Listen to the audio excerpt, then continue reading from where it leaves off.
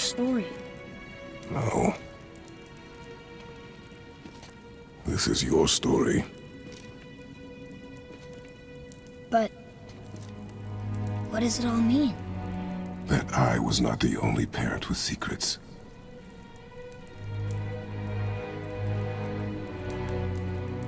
You didn't know. She was a giant.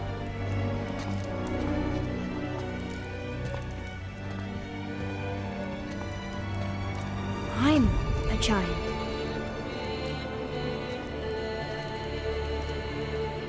Why didn't she tell us?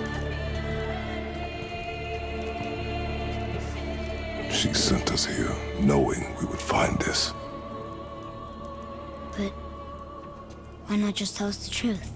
Your mother would have had good reasons.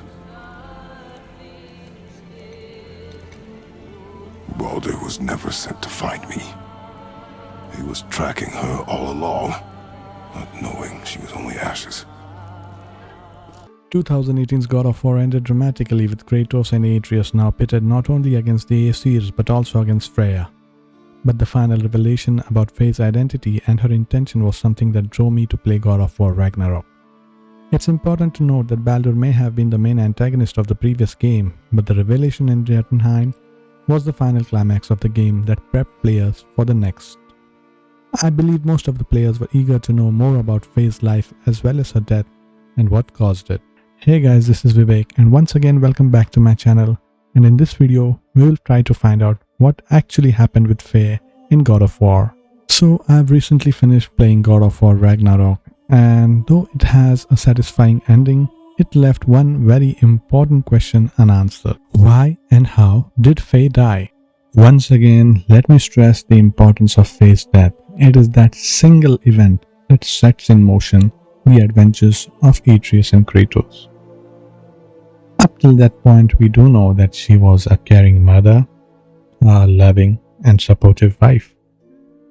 In their journey, when they meet the dwarf brothers, they come to know more about her as a skilled and fierce warrior, along with being a champion for the weak.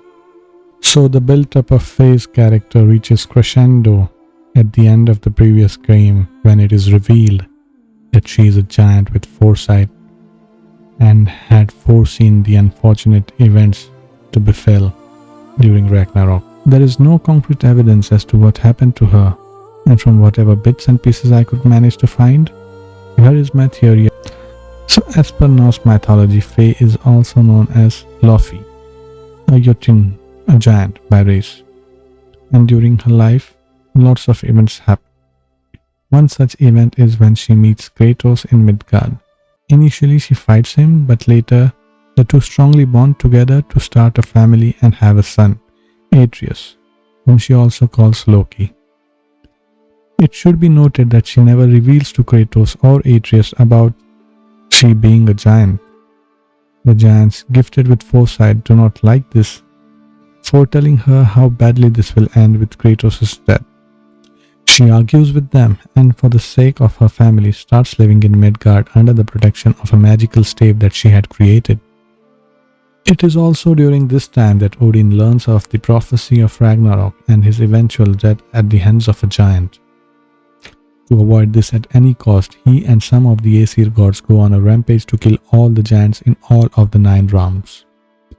Seeing the genocide committed by Odin and Thor on her race, she fights them fiercely but is unable to kill them, nor are the Aesir able to kill her. I guess all of this happens before Atreus is born, but then she suddenly goes incognito at or around his birth and stays peacefully in the protection stave she had created in Midgard along with Kratos and Atreus. Maybe it's during this time that she fully comprehends the fact that it's not her destiny to kill the Aesir gods, and also foreseeing her death, she makes preparation for Kratos and Atreus to come closer together as a family. Hence her strange request to Kratos to cut those marked trees for her pyre and to spread her ashes from the highest peak in the realms, hoping that Kratos and Atreus realize her truth and reasons for her actions. So at the end, I can only conclude that Faye died a natural death due to some other factors. It may be possible that she did know how her life would end, and may have only revealed it to Kratos almost to the end of her time, though still keeping her identity as a giant a secret from him. But did she do anything to change her death? Well, I don't think so. She did see her death in the future, but she also saw life. She did see how Kratos and Atreus would be saved and how Atreus would become the giant to unite the surviving Jotnar, and Kratos would ultimately find peace in his life, becoming the god of peace, respected and revered, not out of fear, but out of love and affection. Furthermore, she would also have seen how all the remaining realms would unite and be saved, bringing in a new hope. But all of this would only be possible at the cost of a life, her own, which she willingly accepted. Come to think of it, considering how she lived and died and set her husband and son on a path, they became not only better, but also the projection of what she was in her life. Atreus becoming Loki, the champion of the realms and the Jotnar, while Kratos finally finding peace and becoming the god of peace and rebuild.